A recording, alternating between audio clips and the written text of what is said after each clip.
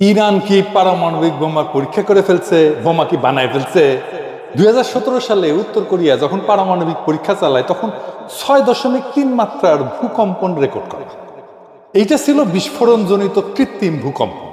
গতকালকেও ইরানের সেমনানে 5.1 মাত্রার ভূকম্পন হয়েছে। সেমনান ইরানের মিসাইল টেস্ট এরিয়া। এইটা ইরানের প্রধান মহাকাশ উৎক্ষেপণ কেন্দ্র। এখান থেকে সাফির এবং সিমোরগ লঞ্চ ভেহিকলের মাধ্যমে স্যাটেলাইট উৎক্ষেপণ করা হয়। এই কেন্দ্র থেকে ইরান বেশ কয়েকবার ব্যালিস্টিক মিসাইল এবং মহাকাশযান উৎক্ষেপণ করছে। সেমনান একটা মরুভূমি অঞ্চল এবং এইখানে সেই কারণে জনসংখ্যা নাই, লোকজন বাস করে না। সেই কারণে এই জায়গায় ব্যালিস্টিক মিসাইল এবং রকেট পরীক্ষা চালানো খুব নিরাপদ। 100 কিলোটনের পারমাণবিক বোমার ভূগর্ভস্থ বিস্ফোরণ হইলে সাধারণত 5 মাত্রার ভূকম্পন অনুভূত হয়। এই সামনান এলাকায় ভূগর্ভস্থ পারমাণবিক বিস্ফোরণের জায়গা হিসেবে তৈরি করছে ইরান। এই রিপোর্ট অনেক আগেই এসেছে। অনেকে চিন্তা করতেছে এইটা প্রাকৃতিক ভূকম্প না, তবে এই ভূমিকম্পের কেন্দ্র মাটির 10 কিলোমিটার গভীরে। এত গভীরে পারমাণবিক বোমার পরীক্ষামূলক বিস্ফোরণ করা যায় না, করা হয়ও না। তবে আমি তো আর বিশেষজ্ঞ না, যা পত্রিকায় দেখলাম আর কি, সেটা থেকেই বলতেছি আপনাকে। তবে 2024 অক্টোবরে এই সেমনানে একই মাত্রা ভূমিকম্প হয়েছিল। সেটা ছিল আরো গভীরে, 12 কিলোমিটার গভীরে। আর ইউরোনিউজ তৈরি করেছিল যে এইটা সম্ভবত ভূগর্ভস্থ পারমাণবিক বোমার বিস্ফোরণ। ইউরোনিউজ কিন্তু ইউরোপিয়ান ইউনিয়নের, এটা খুবই নাম করা, বিখ্যাত, রেসপেক্টেড একটা নিউজ এজেন্সি। তবে পরে জন হপকিন্স ইউনিভার্সিটির গবেষকেরা এটা নিয়ে আরো বিস্তারিত গবেষণা করছিলেন, করে দেখাইছিলেন যে এই ভূগর্ভস্থ পারমাণবিক বোমার বিস্ফোরণের যে আলাপ হইতেছে সেটা আসলে সত্য না। এখন প্রশ্ন হইতেছে, যাই হোক, এটা হয়তো পারমাণবিক বিস্ফোরণের জন্য ভূমিকম্প হয়নি, সত্যি একটা প্রাকৃতিক ভূমিকম্প হয়েছে। কিন্তু প্রশ্ন হইতেছে যে ইরানের কি আদৌ পারমাণবিক পরীক্ষা করার দরকার আছে? যদি সে পারমাণবিক বোমা বানায়ও ফেলে তাইলে কি পরীক্ষা করাটা জরুরি? করতেই হবে না, এটার দরকার নেই। সবচেয়ে বড় কথা হচ্ছে, যেহেতু রাশিয়ার সাথে একটা চুক্তি আছে, তাই কোনো টেস্ট না করলেও চলবে। কিন্তু আসলে কি ইরান পারমাণবিক বোমা তৈরি করে ফেলছে যেমন অনেকে মনে করতেছে? ইসরায়েল তো বারে বারে কমপ্লেন করতে যাচ্ছে, কিন্তু এটা কি করছে? আসেন এটা একটু বুঝে দেখি। আজ থেকে 1 সপ্তাহ আগে ইসরায়েলের মিডিয়া রিপোর্ট করতেছে ইরান পারমাণবিক বোমা বানানোর আগে যে ক্রিটিক্যাল টেস্টগুলো করতে হয় তা সফলভাবে করে ফেলছে। এই টেস্টগুলো করে ফেলতে পারলে পারমাণবিক বোমা বানায় ফেলা 1 সপ্তাহের কাজ। শুধু ইসরায়েল না, বিবিসিও রিপোর্ট করছিল মাত্র 3 দিন আগে যে মাসখানেক লাগতে পারে ইরাকের একটা পারমাণবিক বোমা তৈরি করতে। এই যে তুলসী গ্যাবার্ড, যে আমেরিকার ন্যাশনাল ইন্টেলিজেন্সের ডিরেক্টর, সে বলছিল যে ইরাকের কাছে এনরিচড ইউরেনিয়াম, মানে পারমাণবিক বোমা বানানোর জন্য ইউরেনিয়ামকে এনরিচ করতে হয়। এইটা স্টক ইরানে মজুদ এত আছে যে পারমাণবিক শক্তিধর দেশের কাছে শুধু সেই পরিমাণে থাকে। আইএইএ 1 দশক ব্যাপী একটা অনুসন্ধানের পর একটা তদন্ত রিপোর্টে বলছিল যে ইরান 1980 থেকে 2003 সাল পর্যন্ত এমন কিছু কাজকর্ম করছে তার পারমাণবিক কর্মসূচিতে প্রমাণ পাইছে যা পারমাণবিক বোমা বানাইতেই শুধু করা। 1 বছর আগে, প্রায় 11 মাস থেকে 1 বছর আগে ব্লিংকেন বলছিল যে ইরান 1 থেকে 2 সপ্তাহের মধ্যে পারমাণবিক বোমা বানাইতে পারে। For a nuclear weapon is now probably 1 or 2 weeks away from doing that. Now, they haven't developed a weapon itself. 1 or 2 weeks. 1 or 2 weeks is probably what the realistic breakout time is. তার মানে ইরানের পারমাণবিক বোমা বানাইতে পারার সক্ষমতার বিষয়টা এটা দীর্ঘদিন থেকে আলাপের মধ্যে আছে, এবং এই আলাপটা এরকম যে তার 1 সপ্তাহ থেকে 1 মাসের মধ্যে সে বানাই ফেলতে পারে। সেটা আজকের আলাপ না, অনেকদিন আগে থেকে আলাপটা চলছে। শুধু বিবিসি না, সিএনএন একই রিপোর্ট করছে। 2023 সালে আন্তর্জাতিক পরমাণু সংস্থা, যেটা বললাম আইএইএ, হঠাৎ করে জানাই দিল যে ইরানের পরমাণু স্থাপনায় 83.7% মাত্রার সমৃদ্ধ ইউরেনিয়ামের চিহ্ন পাওয়া গেছে। ওরা দেখছে। শুনতে নিরীহ লাগলেও এটাই সেই মাত্রা যেটাকে একেবারে বোমার দোরগোড়ায় পৌঁছে যাওয়া বলা। আর ওইদিকে 60% মাত্রা সমৃদ্ধ ইউরেনিয়ামের মজুদ তখন ছিল 128.3 কিলোগ্রাম।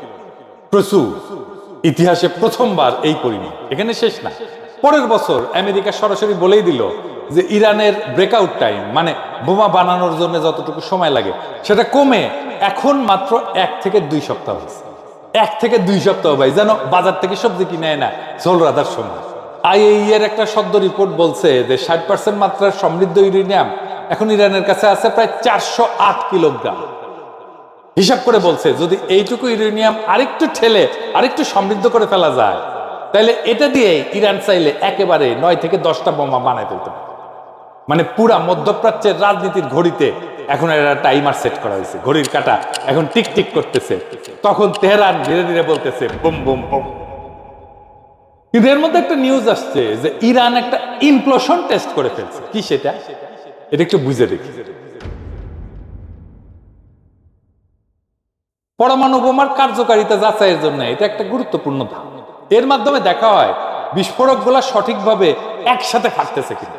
অনেকগুলো বোমা একসাথে ফাটতে হয়, ফাটার পরে মাঝখানের কোর যেটা কেন্দ্র ওই জায়গায় চাপ পড়ে, তারপরে পারমাণবিক বিস্ফোরণ শুরু হয়। এই সবগুলো একসাথে ফাটতেছে কিনা এই টেস্টটা করাটা খুব ক্রিটিক্যাল কথা। এই টেস্টটা করা খুবই গুরুত্বপূর্ণ। অনেক সময় এটা সাব ক্রিটিক্যাল টেস্ট হিসেবে করা হয়, মানে এমন ভাবে করা হয় যেন চূড়ান্ত নিউক্লিয়ার বিস্ফোরণ না ঘটে কিন্তু সংকোচনের সফলতা যাচাই করা হয়। এটা মানে এটা কি বুঝে দেখি, বিস্ফোরণ হলে ছুটে যায় চারিদিকে, তাই না? এটা হচ্ছে এক্সপ্লোশন। আর ইমপ্লোশন মানে এটা হচ্ছে বাইরে থেকে ভিতর দিকে আসে। এইভাবেই আসলে পারমাণবিক বোমা ফাটে। প্রথমে বাইরে থেকে একটা বিস্ফোরণ হয় যেটা ভিতর দিকে আসে, আর ভিতরে কোরে থাকে পারমাণবিক বোমা, সেটাকে ফাটায় দেয়।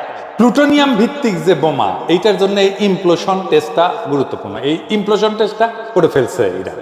হিরোশিমায় যে বোমাটা পড়ছিল ওইটা প্লুটোনিয়াম বোমা ছিল না, কিন্তু নাগাসাকিতে এটা প্লুটোনিয়াম বোমা ছিল। এই টেস্টটা গোপনেই করে দেশগুলো, কারণ পূর্ণমাত্রা পরমাণু বিস্ফোরণ আন্তর্জাতিক নজরদারিতে পড়ে। ইমপ্লোশন টেস্ট করতে পারলে বোঝা যায় একটা দেশ পরমাণু বোমা বানানোর চূড়ান্ত ধাপের কাছাকাছি চলে আসছে, এমনকি বোমা ফাটানো ছাড়া। আর এই ইমপ্লোশন টেস্ট হইতেছে পরমাণু বোমার মেকানিজমের হৃৎপিণ্ডে ঢোকার শেষ রিহার্সেল। এটা যেন সেই মুহূর্ত যখন শেষবার একজন অস্ত্রের ট্রিগার চেক করে নেয়। ইরান, উত্তর কোরিয়া বা অন্য কোনো রাষ্ট্র যদি এটা সফলভাবে করে, তাহলে ধরে নিতে হবে ঘড়ির কাঁটা এখন আর ঘোরে না, এখন বাজে। ইরানে ইসরায়েল আক্রমণ করলে সে তার পারমাণবিক বোমা বানানোর কর্মসূচিকে ত্বরান্বিত করবে, এটা অনুমান করছিল সকলেই। সম্ভবত ইরান এই কাজটা করে ফেলছে। তাই এখন ট্রাম্পও বলতেছে আমাদের গোয়েন্দারা যে রিপোর্ট দিচ্ছে ইরান পারমাণবিক বোমা বানাইতেছে না, এটা ভুল। ট্রাম্প কইছে যে 2 সপ্তাহ টাইম চাই, তারপরে সিদ্ধান্ত নিব ইরানে অ্যাটাক করবো কিনা। আমেরিকার বাংকার ব্লাস্টার বোমা আছে, যে বোমা যেটা মাটির নিচে থাকা ভূগর্ভস্থ বাংকার বা স্থাপনা ধ্বংস করতে পারে। ইরানের পারমাণবিক স্থাপনাগুলো সব মাটির নিচে, তবে ইরানের পারমাণবিক স্থাপনা এত গভীরে যে আমেরিকার বোমা সেই পর্যন্ত পৌঁছাবে না। বাংকার ব্লাস্টার আনুক আর যাই। এখন প্রশ্ন হইতেছে ইরানে কি আমেরিকা আক্রমণ করবে? ট্রাম্প তো সিকিউর পাচ্ছে। অনেকে মনে করতেছে ইরানকে হুতায় দেবে আমেরিকা আর ইসরায়েল একসাথে। আমার অনুমান এটা পারবে না। ইরান সম্ভবত বানায় ফেলছে পারমাণবিক বোমা। আমেরিকান আক্রমণ হলে ইরান তার সর্বশক্তি প্রয়োগ করে পাল্টা আক্রমণ করবে, আর সেটা হইতে পারে পারমাণবিক বোমা তৈরি হয়ে থাকলে সেটার ব্যবহার। ইরানের একরোখা সাহসী অবস্থান দেখতেছেন না? এই প্রস্তুতির কারণেই সম্ভবত এই সাহসী অবস্থান আমরা দেখতে পাইতেছি। আজকের প্রশ্নটা আর শুধু ইরানের না, এটা গোটা দুনিয়ার সব নির্যাতিত, শোষিত, অবরুদ্ধ জাতি। ইরান হয়তো পরমাণু বোমার শেষ পরীক্ষায় পৌঁছে গেছে, বা হয়তো না, কিন্তু ইরান যা নিশ্চিতভাবে অর্জন করে ফেলছে তা হলো আত্মমর্যাদার পরমাণু স্তম্ভ।